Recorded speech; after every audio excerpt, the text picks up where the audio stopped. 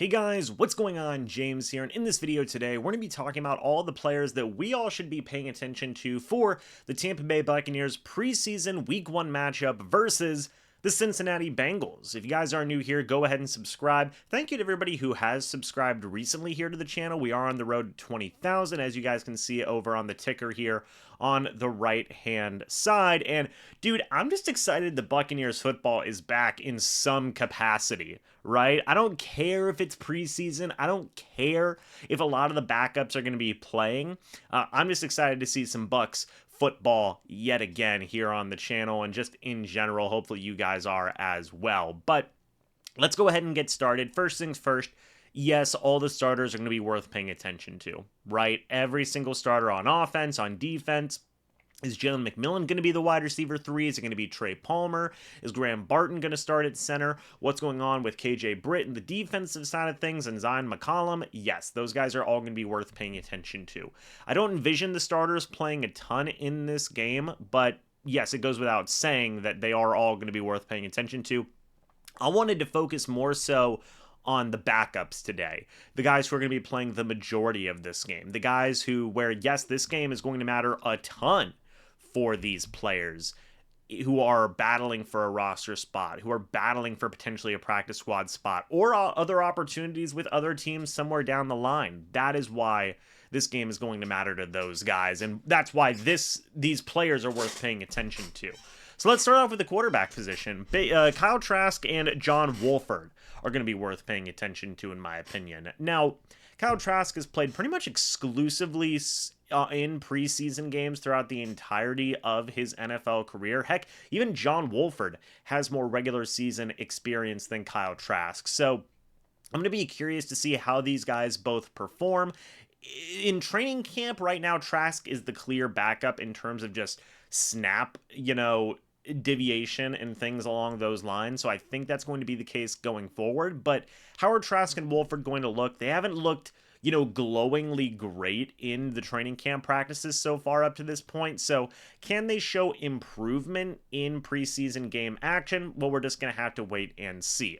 At the running back position, I don't know how much Bucky Irving is going to play in this upcoming game because, yes, he is a rookie. Yes, he could use those repetitions to get more comfortable at the NFL level, but he has been getting some starting opportunities alongside Rachaad White, so I am curious as to how much they actually are going to play Bucky Irving, and that case can be said for all rookies that the Bucs have going forward in terms of early draft picks. It's the same case for Graham Barton, it's the same case for Jalen McMillan. So yes, pay attention to Bucky Irving, but we'll have to wait and see how much he actually plays. Aside from him, there are 3 other running backs that may get some opportunities in this game. It is Ramon Jefferson out of Kentucky, undrafted free agent, DJ Williams, undrafted running back out of Arizona, and Sean Tucker, second-year running back out of Syracuse. Now, Sean Tucker still has a good amount of supporters in the Buccaneers fan base. He's still got some supporters here or there who want to see what he can do.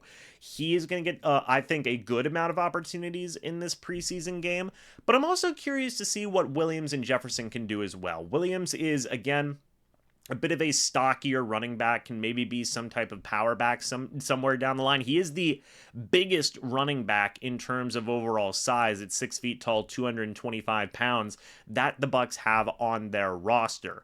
But, what is he going to do as a power back or some type of running back? We'll see. I'm really interested in Ramon Jefferson. As I discussed him in my training camp players that have impressed, Ramon Jefferson has showcased a lot of good speed and agility. So if he does get into open space, what can he do? That's going to be something I'm interested in as well. He is somebody that I really think you should pay attention to. Again, 5'10", 215 pounds, not a bad size at all. And I think that he's a guy that can showcase a lot of skill if you do get him in the right situation. So let's pay attention to some of those backup running backs. At the wide receiver position, again, I don't expect Evans or Godwin to possibly even play at all in this game. So what's going to be going on with McMillan and Trey Palmer? Will they be playing a lot? Will they be playing a little since they're basically pseudo starters? We'll have to wait and see on that front as well. But some other wide receivers that are going to be interesting to me. Number one is Raheem Jarrett, the second-year wide receiver out of Maryland, and he's going to be interesting because he actually had some regular season play last year for the Bucs whenever Dave Canales was offensive coordinator.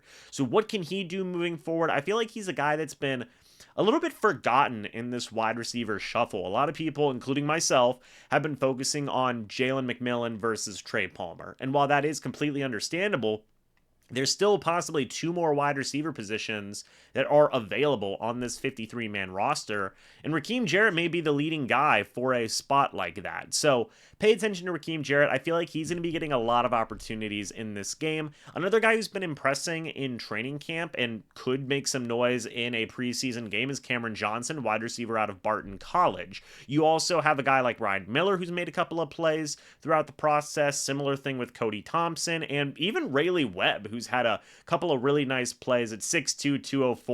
He's another interesting receiver in that mix as well. Also, you have the veteran in Sterling Shepard. He's a guy who I imagine will probably occupy one of those two final spots available in that wide receiver room.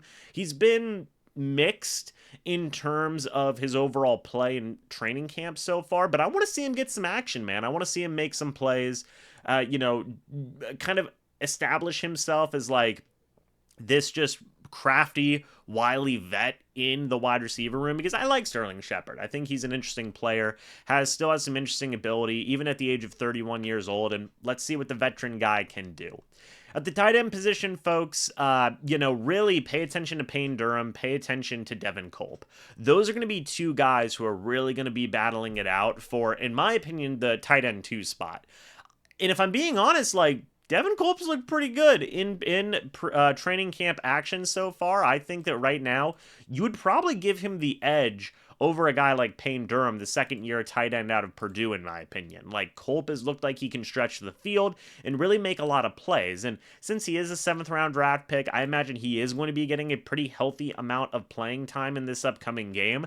And I'm excited to see what the young man can do. I think he has a lot of good ability. I think that he can stretch the field, and I want to see what he can do. Also, Sal Cannella might be in that mix as well, the most recent signing the Bucs have made at the tight end position. Pay attention to him also. At the offensive line, folks, and, I'm going to start going through these more a little bit quicker here. Justin School is going to be an interesting name. He's the backup left tackle behind Tristan Wirfs. Pay attention to him. Aside from that, there's a lot of guys. Brandon Walton's going to be in that mix at the offensive line. Lorenz Metz, the first German player that the Buccaneers, I believe, have signed to their roster. Big guy at 6'9", 310 pounds. How is he going to get along?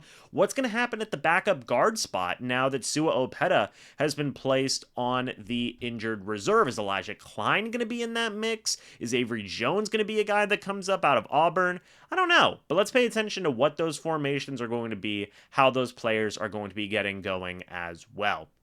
On the defensive line side of things now, starting off with the defensive line, man, I don't know how much Logan Hall is going to play in this game. Maybe a little, maybe a lot, I don't know, but pay attention to Logan Hall, because if he does end up playing a lot, not a great sign for the Bucs' confidence in him going forward. Greg Gaines, I don't know if he's going to be getting some playing time, but pay attention to him as well.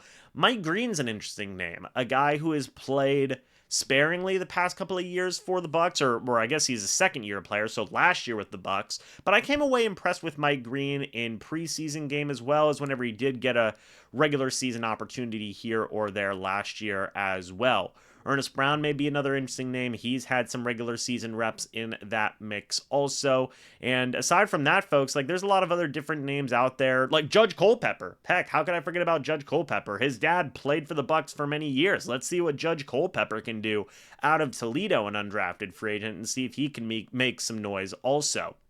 At the linebacker position, you got a few guys. I want to focus more on Servassier Dennis is going to be getting some good opportunities. J.J. Russell, V. Jones, and heck, even Kalen DeLoach is going to be in there battling for those opportunities for that 4th or 5th linebacker spot. In the case of Servassier Dennis, he's battling for linebacker 2 or 3, because I think KJ Britt's pretty much the established starter at this point, alongside Levante David, so more so linebacker 3.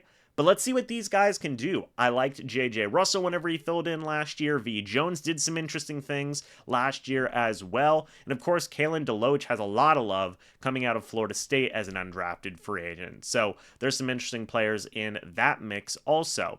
In terms of outside edge rushing linebackers, gosh, everybody, let's just see if somebody can set themselves apart, right? Like, I think that Braswell may get some good playing time in here. Jose Ramirez was a Buccaneers draft pick last year. Marquise Watts is another interesting player from last year that could make some noise. I just want to see somebody. I'm just going to say everybody in the Buccaneers outside edge rushing linebacker room, because I want to see somebody, anybody, set themselves apart and show something to give this pass rush some promise. So pay attention to all of them.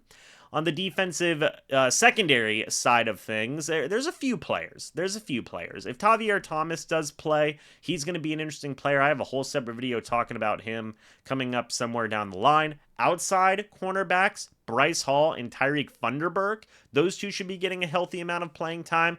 And Funderburk's an interesting player to me. I'm excited to see what he can do. He's battling for a roster spot. I feel like he's made some good noise, and I want to see what he can do as an outside cornerback. Then in terms of nickel cornerbacks, again, I mentioned Tavier Thomas. You have a former draft pick in Josh Hayes, who can play a bit of safety, a bit of cornerback in there as well.